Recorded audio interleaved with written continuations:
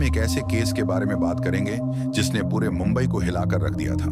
25 अगस्त 2022 के दिन मुंबई के अंधेरी इलाके में रहने वाली 15 वर्षीय वंशिता राठौड़ घर से स्कूल जाने के लिए निकलती है, लेकिन शाम हो जाने के बावजूद घर नहीं लौटती।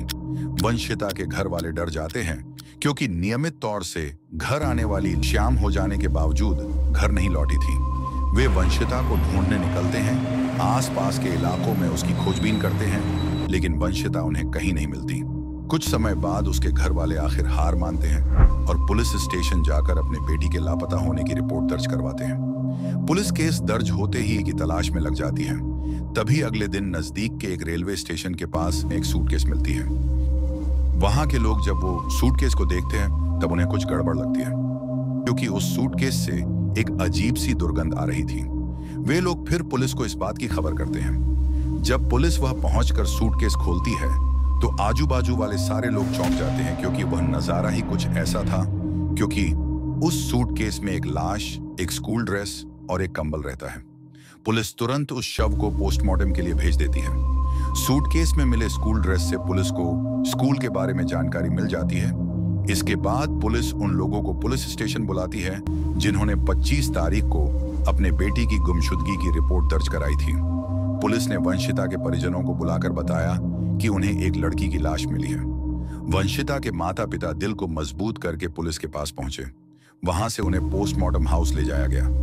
जैसे ही उन्होंने शव को देखा, उनका दिल टूट गया, क्योंकि यह उनकी 15 वर्षीय बेटी वंशिता थी, जो एक दिन पहले स्कूल जाने के लिए घर से निकली थी और वापस लौटकर नहीं आई थी। दुख और शोक में डूबे वंशिता के माता पिता का रो रो कर बुरा हाल हो गया था। पुलिस फिर वंशिता के परिवार से पूछताछ करने चालू करती है और उन्हें किसी पे शक है क्या पूछती है। तब उसके परिवार वाले कहते हैं, हमें एक लड़के पर शक है, वह हमारी बेटी को परेशान करता था। हमें पूरा यकीन है कि उसी ने वंशिता की हत्या की होगी। कुछ दिन पहले हमने उसे डांटा और चेतावनी दी थी कि अगर उसने हमारी बेटी से दोबारा मिलने की कोशिश की तो उसके लिए अच्छा नहीं होगा। हो सकता है कि उसी ने हमारे बच्ची की हत्या की हो। वंशिता के परिवार ने उस लड़के का नाम संतोष मकवाना बताया। फिर पुलिस ने वंशिता के घर वालों से संतोष के घर का पता और उसका मोबाइल नंबर लिया। इसके बाद पुलिस तुरंत संतोष के बारे में और जानकारी जुटाने की कोशिश में लग जाती है और वही दूसरी ओर एक टीम उसके घर पर छापा मारती है, लेकिन पुलिस को संतोष घर पर नहीं मिलता। आसपास के लोगों से पूछने के बाद पता चलता है कि संतोष और उसका दोस्त विशाल दोनों गायब हैं। जब पुलिस संतोष के मोबाइल पर कॉल करने का प्रयास करती, यही तो उसका मोबाइल स्विच ऑफ आता है और इससे एक पुलिस को एक बात तो स्पष्ट हो जाती कि संतोष ने बचने के लिए अपने मोबाइल को स्विच ऑफ कर दिया है। इसके बाद पुलिस उस नंबर को सर्विलेंस पर लगा देती है ताकि अगर कभी फोन स्विच ऑन हो तो तुरंत उन्हें सूचना मिल सके। और 27 अगस्त को संतोष अपना मोबाइल केवल 10 सेकंड के लिए ऑन करता है और इससे पुलिस को संतोष के लोकेशन का पता मिल जाता है। जब पुलिस सर्विस प्रोवाइडर को लोकेशन पूछती है तब वे बताते हैं संतोष मुंबई में नहीं है, बल्कि वह गुजरात की राजधानी अहमदाबाद में है। इसके बाद मुंबई पुलिस अहमदाबाद पुलिस से संपर्क करती है। इसके परिणाम स्वरूप अहमदाबाद पुलिस ने रेलवे स्टेशन और उसके आसपास के सभी सीसीटीवी कैमरों की जांच शुरू की, जिसमें होटल, लॉज और रास्ते शामिल थे। लेकिन इतनी मेहनत और प्रयास के बावजूद पुलिस को गुजरात के अहमदाबाद रेलवे स्टेशन के आसपास उन दोनों लड़कों का कोई भी ट्रेस नहीं मिलता है। ना तो वे ट्रेन से उतरते हुए दिखाई दिए, न ही कहीं बाहर जाते हुए और न ही किसी लॉज, रेस्टोरेंट या होटल में, यानी किसी भी सीसीटीवी फुटेज में वे लड़के नजर नहीं आए। अब पुलिस के लिए उन्हें पकड़ना एक बड़ा चैलेंज बन गया, क्योंकि उन्हें समझ नहीं आ रहा था कि अगर वे गुजरात में गए थे तो आखिर वे कहां गायब हो गए। खैर, पुलिस पूरी मेहनत और ईमानदारी से अपनी जांच में जुटी रही। जांच के दौरान पुलिस इस नतीजे पर पहुंची कि उस समय वसई से एक ट्रेन अहमदाबाद होते हुए राजस्थान की ओर जा रही थी। यह ट्रेन बेंगलुरु, कर्नाटक से निकलती थी, इसलिए यह संभव है कि वे दोनों लड़के उसी ट्रेन में सवार होकर गुजरात से राजस्थान की ओर निकल गए हों। सुबह जब संतोष का मोबाइल फोन 10 सेकंड के लिए ऑन हुआ, तब वह समय उसी ट्रेन के अहमदाबाद में रुकने का समय था। अब पुलिस को यह समझ में आ गया था कि वे दोनों प्लेटफॉर्म पर नहीं थे, बल्कि ट्रेन में ही बैठे थे, जो बेंगलुरु से वसाई होते हुए राजस्थान की दिशा में जा रही थी। जब यह ट्रेन कुछ समय के लिए अहमदाबाद में रुकी थी, तब संयोगवश संतोष का मोबाइल फोन भी 10 सेकंड के लिए ऑन हुआ था। इसके बाद पुलिस ने वसई से लेकर गुजरात और राजस्थान की ओर जाने वाले पूरे रूट की जांच करने का फैसला किया। जब उन्होंने वसई रेलवे स्टेशन के सीसीटीवी फुटेज की छानबीन की, फुटेज में साफ नजर आ रहा था कि दोनों लड़के संतोष और विशाल हत्या के दिन ट्रेन में चढ़ रहे थे। वे इंजन के पीछे वाले डब्बे में सवार हुए थे और अब पुलिस के हाथ में इस जांच का एक अहम सुराग आ गया था। उन्हें यह पता चल गया था कि वे कौन सी ट्रेन और किस डब्बे में थे। अहमदाबाद और उसके आगे के सभी रेलवे स्टेशनों की पुलिस को भेज दी और उनसे कहा कि सीसीटीवी फुटेज की जांच करें। हो सकता है उनमें से कोई लड़का नजर आ जाए। जितने भी रेलवे स्टेशन उस इलाके में थे, पुलिस ने वहां के सीसीटीवी कैमरों की जांच जारी रखी, लेकिन काफी कोशिशों के बावजूद कुछ हासिल नहीं हुआ। फिर मुंबई पुलिस ने यह सवाल उठाया कि ये दोनों लड़के अहमदाबाद, गुजरात से राजस्थान की ओर क्यों गए, अन्य दिशाओं में क्यों नहीं। जब पुलिस ने इस एंगल से जांच की तो उन्हें पता चला कि संतोष मकवाना, जिसे हत्या का आरोपी माना गया है, उसकी दादी अहमदाबाद से 146 किलोमीटर दूर पालनपुर में रहती है। जब पुलिस को यह जानकारी मिली तो उन्हें पूरा यकीन हो गया कि वे दोनों पालनपुर रेलवे स्टेशन पर ही उतरे होंगे।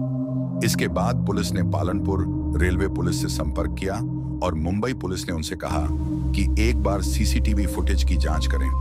अगर दोनों लड़के वहां नजर आएं तो हमें सूचित करें। पालनपुर रेलवे पुलिस ने फुटेज की छानबीन की, लेकिन किसी भी सीसीटीवी में वे दोनों ट्रेन से उतरते हुए दिखाई नहीं दिए। शायद कैमरे का एंगल ऐसा था कि वे कैद नहीं हुए, या हो सकता है कि वे ट्रेन से उतरकर किसी अन्य रास्ते से निकल गए हों और पुलिस को इसका पता ही न चला हो। इसके बाद मुंबई पुलिस की एक टीम पालनपुर पहुंची थी है और संतोष की दादी के घर पर छापा मारती है, लेकिन वहां भी संतोष नहीं मिलता है। दादी की बातचीत के तरीके से पुलिस को संदेह होने लगा कि शायद यह बुजुर्ग महिला अपने पोते को बचाने और जुर्म को छिपाने के लिए झूठ बोल रही है। लेकिन जब तक संतोष की गिरफ्तारी नहीं होती, तब तक पुलिस उस बुजुर्ग महिला के खिलाफ कोई कार्रवाई नहीं कर सकती थी। वे जरूरत से ज्यादा सख्ती भी नहीं कर सकते थे, क्योंकि यह भी संभव था कि दादी सच बोल रही हो। कई दिनों बाद जब पुलिस को लगा कि मामला ठंडा पड़ चुका है, तो उन्होंने फिर से संतोष की दादी के घर पर छापेमारी करने का फैसला किया, लेकिन इस बार भी निराशा ही हाथ लगी। दादी ने फिर वही बात दोहराई, मुझे संतोष के बारे में कुछ नहीं पता, आप लोग क्यों परेशान कर रहे हैं। पुलिस निराश होकर पालनपुर लौटने की तैयारी कर रही थी, तभी अचानक एक गुमनाम नंबर से फोन आया। फोन करने वाले ने बताया कि उसने 20 और 22 साल के दो लड़कों को उसी महिला के घर में देखा है जहां पुलिस पहले भी आ चुकी थी। पुलिस ने जब पूछा कि आप कौन हैं, शुरुआत में वह कुछ नहीं बताना चाहता था, लेकिन जब पुलिस ने उसे भरोसा दिलाया तो उसने अपनी पहचान उजागर की। फिर से पुलिस ने दादी के घर की तलाशी ली और इस बार संतोष और उसके दोस्त विशाल पुलिस के हत्थे चढ़ गए। उन्हें गिरफ्तार करने के लिए पुलिस को 34 दिन तक मेहनत करनी पड़ी और हजारों किलोमीटर का सफर तय करना पड़ा। जब पुलिस ने उन्हें मुंबई लाकर पूछताछ की तो दोनों जल्दी टूट गए। संतोष ने वंशिता की हत्या का जुर्म स्वीकार कर लिया। उसने बताया कि उनकी कहानी की शुरुआत सोशल मीडिया से हुई थी। वंशिता की उम्र सिर्फ 15 साल थी और उसकी मुलाकात संतोष से सोशल मीडिया पर हुई। दोनों के बीच बातचीत बढ़ी और वे अच्छे दोस्त बन गए, जिससे वंशिता को संतोष से प्यार हो गया। संतोष अक्सर अपने दोस्त विशाल के घर जुहू में जाता था, जहां वह वंशिता के साथ समय बिताता था। लेकिन एक दिन वंशिता के परिवार वालों ने उन्हें एक साथ देख लिया, जिससे उन्हें गुस्सा आ गया। उन्होंने संतोष की पिटाई कर दी और उसे शर्मिंदगी महसूस करवाई। उस दिन संतोष ने मन में ठान लिया कि वह इस अपमान का बदला जरूर लेगा। वंशिता ने संतोष से पूरी तरह दूरी बना ली थी। न तो वह उससे मिलने आती, न ही फोन पर बात करती। इस वजह से संतोष और भी ज्यादा परेशान हो गया। उसने वंशिता से आखिरी बार मिलने की गुहार लगाई। वंशिता शुरुआत में मिलने को राजी नहीं थी, लेकिन संतोष के लगातार दबाव के आगे झुककर उसने कहा, ठीक है, मैं तुम्हारे लिए आखिरी बार आऊंगी, लेकिन यह सच में आखिरी बार होगा। मैं अपने परिवार के खिलाफ नहीं जा सकती। इस बीच वंशिता के घर वाले उसे ढूंढ रहे थे, क्योंकि वह स्कूल जाने के लिए घर से निकली थी। संतोष उसे अपने दोस्त विशाल के जुहू वाले घर ले आया, जहां वे पहले भी मिला करते थे। संतोष ने वंशिता को मनाने की कोशिश की, लेकिन वंशिता का जवाब हमेशा वही था, वह अपने घर वालों के खिलाफ नहीं जा सकती। संतोष के मन में गुस्से की आग जल रही थी और वह वंशिता को छोड़ने को तैयार नहीं था। हालांकि वंशिता संतोष की पिटाई के बाद डर गई थी और उसने ठान लिया था कि वह अब संतोष के साथ नहीं रह सकती। इसी बात को लेकर दोनों के बीच झगड़ा बढ़ गया। संतोष ने पहले से ही तय कर लिया था कि अगर वंशिता ने मिलने से इनकार किया तो वह उसे नुकसान पहुंचाएगा, इसीलिए उसने चाकू भी अपने साथ लाया था। जब वंशिता उसकी बात नहीं मानती है तब वह अपने जेब से चाकू निकालता है और वंशिता पर वार करना शुरू कर देता है। जब संतोष वंशिता पर चाकू से वार कर रहा होता है तब वही दूसरे कमरे में उसका दोस्त विशाल भी होता है। जैसे ही विशाल वंशिता की चीखें सुनता है तो वह भी कमरे से बाहर आ जाता है। इसके बाद वे वंशिता की ड्रेस चेंज करते हैं तो उन्होंने एक बड़े सूटकेस में वंशिता की लाश रख दी। इसके बाद उन्होंने उस सूटकेस को अच्छी तरह से पैक किया और उसकी लाश को ठिकाने लगाने निकल पड़े। पहले वे अंधेरी पहुंचे और फिर लोकल ट्रेन में बैठकर विरार की दिशा में आगे बढ़ गए। वे नायगांव पहुंचे। वहां से थोड़ी दूर परेरा नगर के घने जंगलों में गए। चूंकि वह स्थान आबादी से दूर था, उन्होंने उसी जंगल में सूटकेस को फेंक दिया जिसमें वंशिता की लाश थी। सूटकेस फेंकने के बाद संतोष और विशाल वापस रेलवे स्टेशन लौटे और पालनपुर के लिए ट्रेन में सवार हो गए। उनके बयान के आधार पर उनके खिलाफ चार्जशीट तैयार की गई। इसके बाद उन्हें कोर्ट में पेश किया गया, जहां से उन्हें जेल भेज दिया गया। हालांकि यह मामला अभी भी कोर्ट में चल रहा है और दोनों आरोपियों को कठोर सजा मिलने की संभावना है। तो उम्मीद करता हूं कि यह वीडियो आपको पसंद आया होगा। हमारा काम किसी को डराना नहीं है, हम बस लोगों को अपने वीडियो से जागृत करना चाहते हैं। इस वीडियो की पूरी जानकारी हमें YouTube और इंटरनेट द्वारा प्राप्त हुई है। धन्यवाद।